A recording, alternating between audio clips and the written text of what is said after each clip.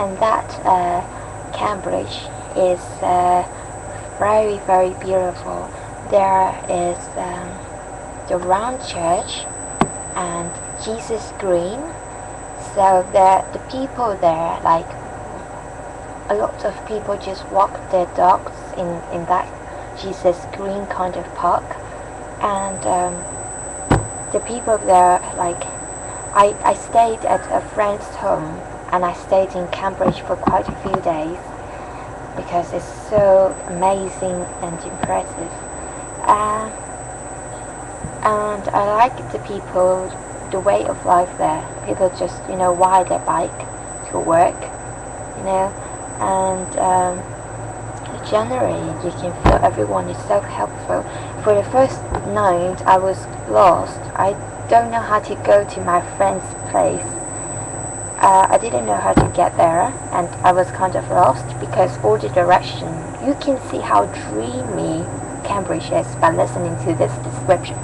Her house is located,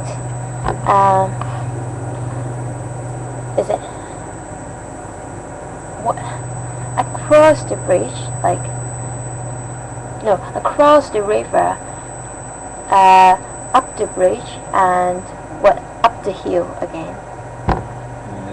Cross the river, along the bridge, and up the hill. So dreamy. Why do people live in places like this?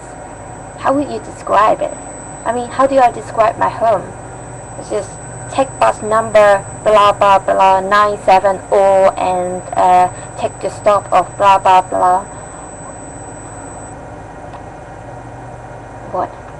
Up the hill, over the river, and along the bridge, and find the ranches next to you and the park ahead on the right. That was really very different to my place, and so I was lost. And late at night, an old lady dressed up elegantly, a wife to a professor in Cambridge, and with her daughter, they just helped me find my way to my friend's house. They literally walked me to find my friend's place. They were really so nice, and I remember the old lady, like she talked to me and to ease my worries and stuff. Like I was so embarrassed. Like, how come you don't know? What's wrong with you? Like you don't know how to find your friend's house? But yeah, two of the nice people I've met in Cambridge. Of course, my friend and her brother and her friends are all nice people. Like there was dinner for all her friends. So many of them, like 13 of them in total. We were having dinner together. I cooked a dish, and she cooked other things. We were drinking, over dinner and stuff. It was really nice dinner. And one of her friends, she was from Oxford, and she knew that I was gonna go to Oxford, and we didn't know about each other, and she didn't know my friend well. It was just bring whoever want to go kind of party.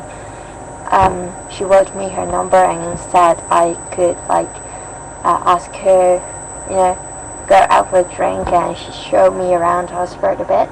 So she was another great person. Her name is Rose, I remember. I didn't call because of some arrangements later on. Just did not call. It was my fault. Great people is also the restaurant's owner and the waitress and waiter in an Italian restaurant. It's just located near the shopping center or area of Cambridge. It has 2 stories, and you have to walk down the stairs in order to go to the dining area. and the food there is awesome. Uh, and the restaurant owner, knowing that I came from afar and he likes to meet travelers, he helped me so much. He provided me with the map of Cambridge, showed me the way to my friend's house, provided me with the phone to call my friend for free, and just helped me with everything.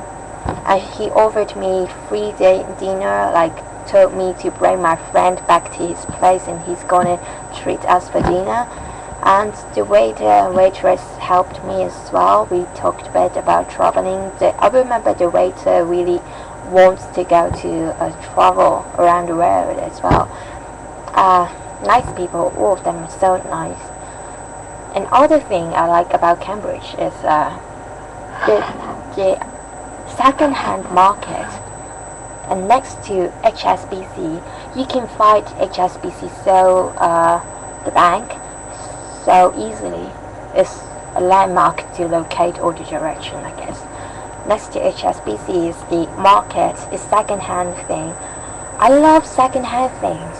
Like they sell second-hand jackets, they sell second-hand clothing, shoes, and not only second-hand stuff, they sell fresh veggies and stuff as well.